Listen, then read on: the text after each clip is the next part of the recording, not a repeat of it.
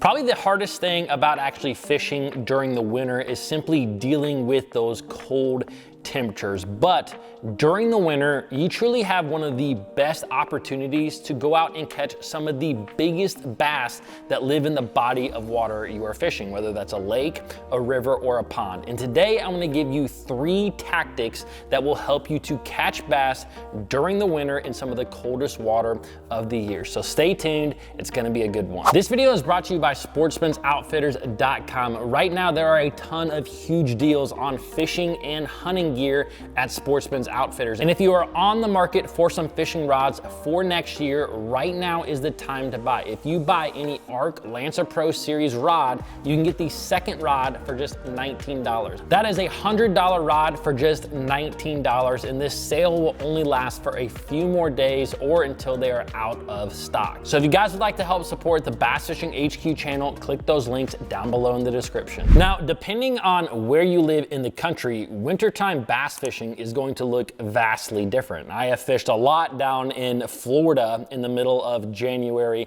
or February, and the water is still 60 degrees a lot of times. The air temperature can be pretty warm, but here where I live in Ohio, you know, our water freezes over. And if you live even more north than this, like guys in Minnesota, New York, I mean, you have hard water for a long, long time. So in this video, I'm not going to be talking about ice fishing tactics. That's a totally different video for a totally different day. I'm talking about the coldest water that you will see on the lakes or ponds or rivers that you fish. So now that you understand that, let's jump into the 3 tactics that I always have tied up in the middle of winter. These are tactics that can catch some really big bass. Now, the first tactic is one that is a very old school tactic of catching bass. A lot of new age anglers probably don't fish this a whole lot, but it is one of the most fish catching machines in the middle of winter in cold water, and that is a blade bait. Like I said, for a lot of the anglers that have been fishing for a number of years, you know about a blade bait, but even so, there may be a lot of guys that just haven't picked this bait up. To me, it's actually kind of a weird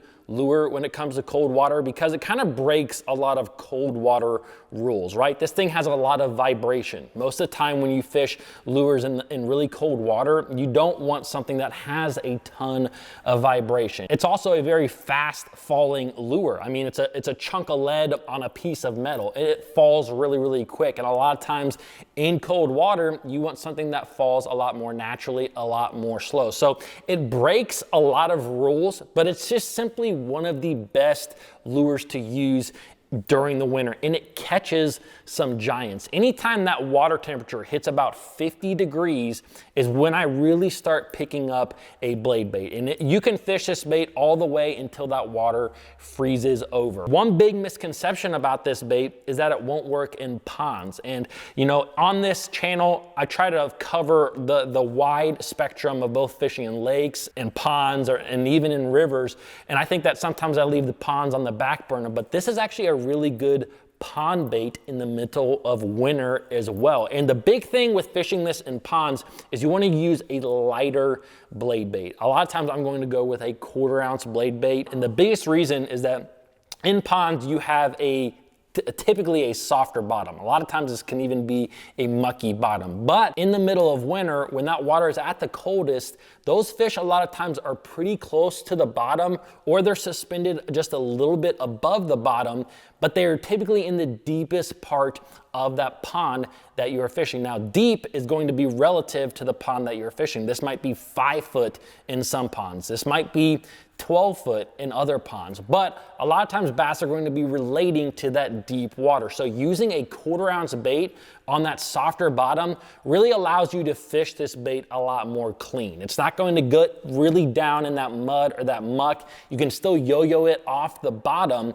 and let it fall, and you will catch bass even in ponds on a blade bait. Now, if you're a lake fisherman, this is where this thing excels. Now, the big thing with fishing this in a lake is understanding that you are going to lose some of these. A lot of times, bass are going to be relating to steep structure during the winter. So you might have rock or brush that's really close to a deep ledge. That is like a prime wintertime spot. And I tell you what, there's no real easy way to always fish this bait without getting it hung on a stump or on brush. So just know that you will go through these things. They are fairly inexpensive. This one here is the head and sonar. It's just like a few dollars. They do have some tungsten ones that are a little bit more expensive that I don't necessarily love losing, but for the most part, they're fairly inexpensive. So if you happen to buy some, make sure you buy multiples, because like I said, you're gonna lose some. Now, something that I learned a number of years ago from Benjamin Nowak's fishing channel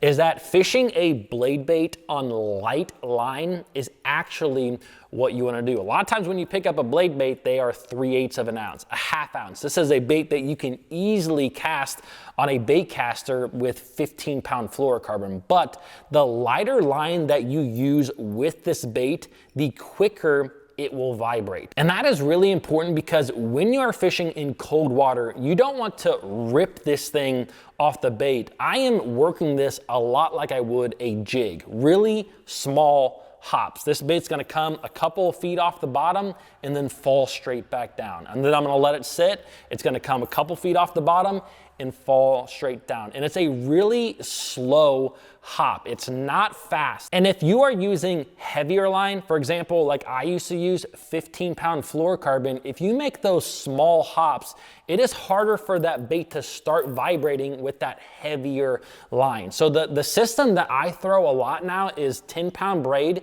to an 8-pound fluorocarbon leader. And I will fish that same setup even if I'm fishing a 3/8 or a half ounce bait. Now, real quick, when it comes to colors of a blade bait, I'm really going to go with 3 main colors. One is gold. Gold is actually probably the first one that I pick up. I don't know why, but I've had a lot of success in the middle of winter on gold baits. So that's the one that I usually start with. The other color is kind of your more chrome color. It's just like a silver side. That really represents a bait fish really well, a small bait fish that bass are going to feed on in the middle of winter. Now, if I'm facing cloudier conditions outside when I'm fishing a blade bait, that's when I like to go with some sort of painted blade like this one right here. This one actually has a little bit of chartreuse in it. I don't think that that's necessarily extremely important. I fish for smallmouth with blade bait sometimes, and I know that smallmouth can get keyed in on chartreuse from time to time, but a white or a white and chartreuse like this can be really deadly on those cloudy days. Now, the next technique that I am always going to have tied up when I am fishing in cold water is a jerkbait. Although a lot of us know how effective a jerkbait can be in cold water, I think it takes a little while to get into the rhythm of this bait, especially when you're fishing it in cold water. And what I mean by rhythm is that when you're fishing this bait in cold water, a lot of times you're going to want to let that bait sit slow or slowly sink for a number of seconds. And I'm talking about like 5, 6, 7, 8 seconds. There are guys who will fish this bait and literally let it pause for like 20, 30 seconds. I cannot do that. I'm just gonna let you know I cannot do that. But I've had a ton of success letting this bait pause under 10 seconds while continuing to work it. Once you start getting bites, you will start to kind of pick up on how long that you need to let that bait sit, and it will truly help you to start catching a lot more fish. We get into a rush fishing this bait. We're not letting it sit near as long as we should, but as soon as you start getting a couple of bites, you start to get into that rhythm and you start to understand, I'm gonna need to let this bait sit for 7 seconds. So then you start counting in your head, 1 Mississippi, 2 Mississippi. But I really just want to encourage you that if you haven't caught a lot of fish with a jerkbait in cold water, really play with the length that you're letting that bait pause, and also pay really, really close attention, because once you get into rhythm with this bait, it'll change for you and you will start catching a lot of fish on a jerkbait in cold water. The biggest thing with fishing a jerkbait in cold water, as most people know, is that this bait a lot of times is going to suspend in the water. And I'm going to tell you that if you have a bait that actually slowly sinks in cold water, it might actually outproduce those baits that perfectly suspend. One of my favorite jerk baits out there is the Mega Bass Vision 110. This is a fairly new one that I have right here. And this bait was perfectly designed to suspend in the water column. It'll stay pretty much just absolutely still. And that can get you a lot of bites in cold water. But I have seen this where if you have a bait, like I just talked about, that slowly sinks, you will actually get far more bites with your jerkbait. Something about that slow sink really just entices a bass to eat it. I don't know if they think that it's slowly going to get away from them. I don't know exactly what it is, but I have seen this out on the water on several different occasions that it's like something I have to mention. You know, for example, this bait right here is another Mega Bass Vision 110. If you see right here, it has no bill. This bait has been used a lot, has caught a ton of fish in really, really cold water. And if you look at these baits, they actually have different hooks on this. This bait over here has your stock Mega Bass hooks. This bait over here has Berkley Fusion number 6 hooks on it. Now, if you put number 6 Berkley Fusions on there, it will make this bait slowly sink in the water column. And that is where I really learned that slow sink, because I was actually fishing with a bait that was slowly sinking, catching the fire out of them. I lost that bait, switched over to a new jerk bait, and completely stopped getting bites. Like 100% completely stopped getting bites. Then I realized I need to put those hooks on, and immediately started catching fish again. It was really that big of a difference. Now, over the last couple of years, Berkley has also come out with a jerkbait that was specifically designed to sink. This is the Berkley Stunna. It was designed by Hank Cherry. Hank Cherry has won hundreds of thousands of dollars on a jerkbait.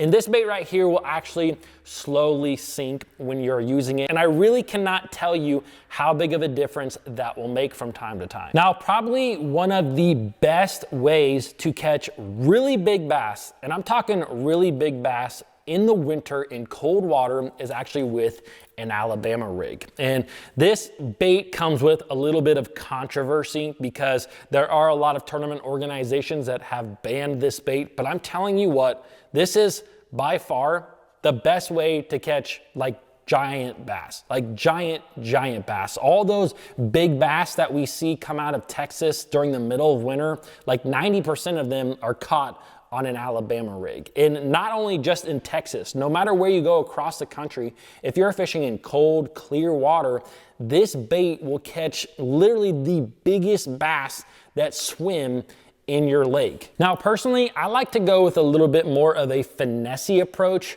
with my Alabama rigs. I think it helps me to catch a lot more fish. For example, this is a Yum Flash Mob Junior. It's the one that I use a bunch. And I actually go into detail about everything that I know when it comes to Alabama rig fishing in this video right here. So if you guys want to know more about the A-Rig and how to fish it, you can click this video right here. I hope you guys enjoyed the video. Comment below, subscribe, and I'll see you guys in the next video.